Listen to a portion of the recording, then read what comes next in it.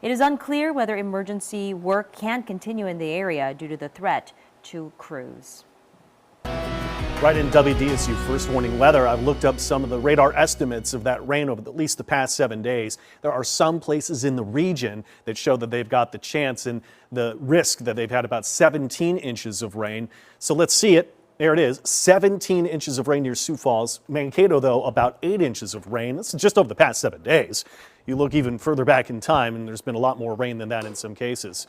Doppler radar for us, though, with that Doppler radar, there isn't anything going on right now, so we're free and clear from that. We've had daytime showers and storms, but it's not just about rain and showers and storms with the pop-up variety we've been having. It's been about the heat. What have we done for those highs today?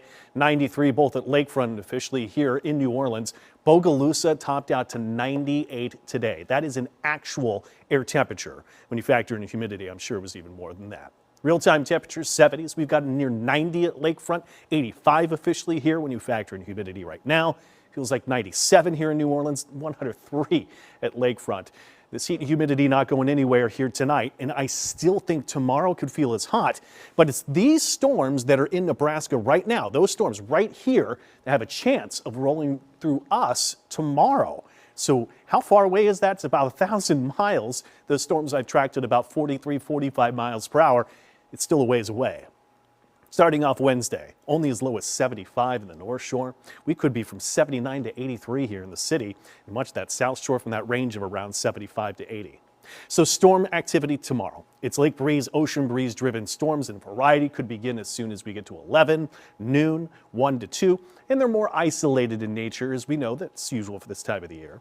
So we roll through the afternoon, watch what happens after sunset. The timing of these storms much later. But I have tracked them potentially to be in as early as maybe after 6 o'clock. It's still at 6 o'clock. That allows for that day to heat up. Is there a chance they could arrive a little earlier? There is. I think it's a lower chance. Still showing you that this is more overnight hours going into Thursday. And if this would linger into Thursday morning's drive time getting up, we'd have to make that an impact morning too. I'm going to hold off on that. We need to know the exact timing. Several inches of rain still possible with that line complex of storms to come through. So a low level risk of locally heavy rain and possible flooding. I would tell you there's a risk of some strong wind gusts with it too. I still have highs to the 90s. I still feel like it could be 108, 109, maybe even hotter when you factor in humidity. Going to Thursday, leftovers from that system, cloud cover lingering for a better part of the day, could spark more storms. I think it holds temps down. We might only be to the 90s, but right into Friday yet again, the beginning of our next round of heat, and it could be even hotter.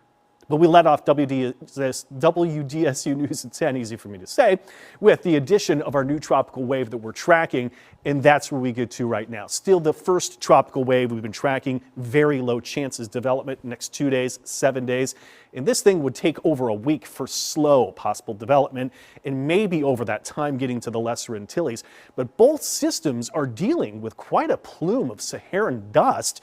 That indicates that the air is dry, and when the air is dry, it's much tougher for systems to develop. So that's the satellite imagery, that's the radar imagery, but both of those systems would have to fight quite a big blast of that Saharan dust, and it's going to take some time to work through it. That's why low chance is one of the reasons. WDSU first warning weather 7-day forecast. Still think it's hot and humid tomorrow.